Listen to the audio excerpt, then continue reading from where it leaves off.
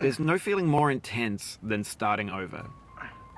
If you deleted your homework the day before it was due, as I have, or if you left your wallet at home and you have to go back after spending an hour in the commute. If you won some money at the casino and then put all your winnings on red but it came up black. If you got your best shirt dry cleaned before a wedding and then immediately dropped food on it. If you won an argument with a friend and then later discovered that they just returned to their original view. Starting over is harder than starting up. If you're not ready for that, like if you've already had a bad day, then what you're about to go through might be too much. Feel free to go away and come back. I'll be here.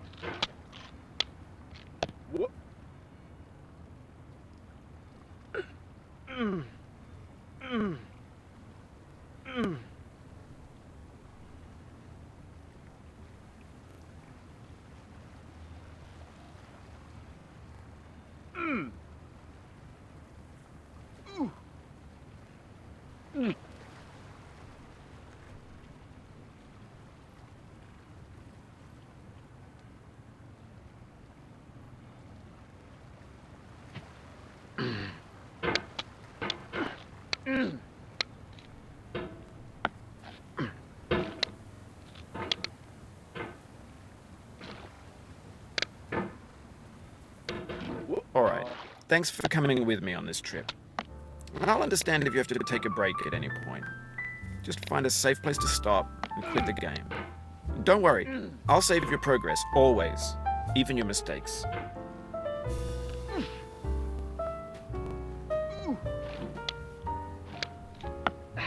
Oh, you just lost a lot of progress.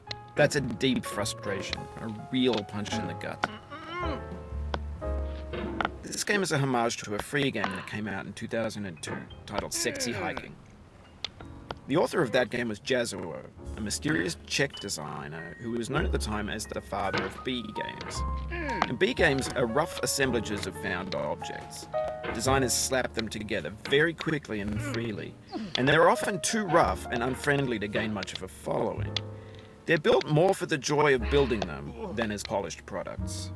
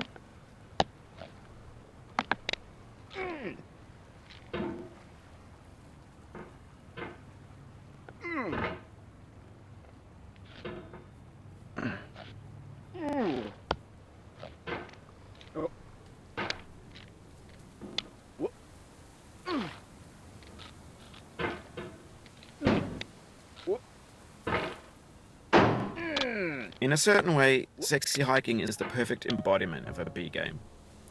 It's built almost entirely out of found and recycled parts, and it's one of the most unusual and unfriendly games of its time. In it, your task is simply to drag yourself up a mountain with a hammer. And that act of climbing, in the digital world or in real life, has certain essential properties that give the game its flavor. No amount of forward progress is guaranteed. Some cliffs are too sheer or too slippery, and the player is constantly, unremittingly in danger of falling and losing everything. Anyway, when you start Sexy Hiking, you're standing next to this dead tree that blocks the way to the entire rest of the game. It might take you an hour to get over that tree, and a lot of people never got past it. You prod and you poke at it, exploring the limits of your reach and your strength, trying to find a way up and over. And there's a sense of truth in that lack of compromise. Most obstacles in video game worlds are fake. You can be completely confident in your ability to get through them once you have the correct method or the correct equipment or just by spending enough time. In that sense, every pixelated obstacle in Sexy Hiking is real.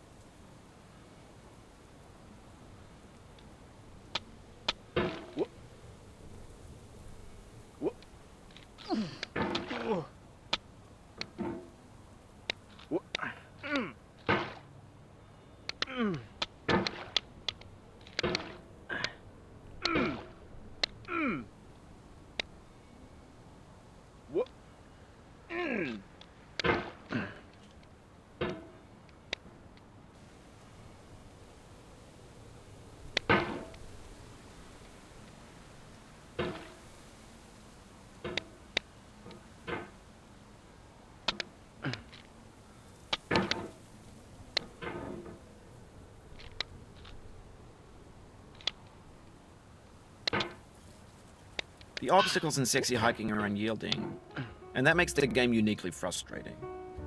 But I'm not sure Jazzuo intended to make a frustrating game. The frustration is just essential to the act of climbing, and it's authentic to the process of building a game about climbing. A funny thing happened to me as I was building this mountain. I'd have an idea for a new obstacle, and I'd build it, test it, and it would usually turn out to be unreasonably hard. But I couldn't bring myself to make it easier. It already felt like my inability to get past the new obstacle was my fault as a player rather than as a builder. Imaginary mountains build themselves from our efforts to climb them, and it's our repeated attempts to reach the summit that turns those mountains into something real.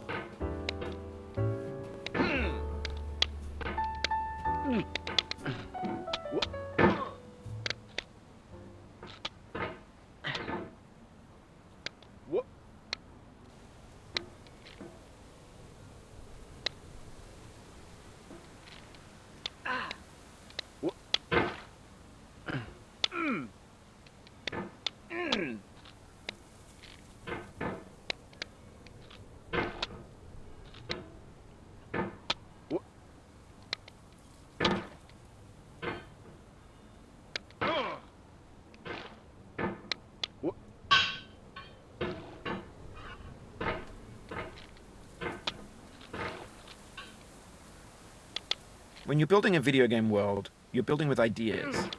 And that can be like working with quickset cement. You mold your ideas into a certain shape that can be played with. And in the process of playing with them, they begin to harden and set until they're immutable, like rock. And at that point, you can't change the world. Not without breaking it into pieces and starting fresh with new ideas.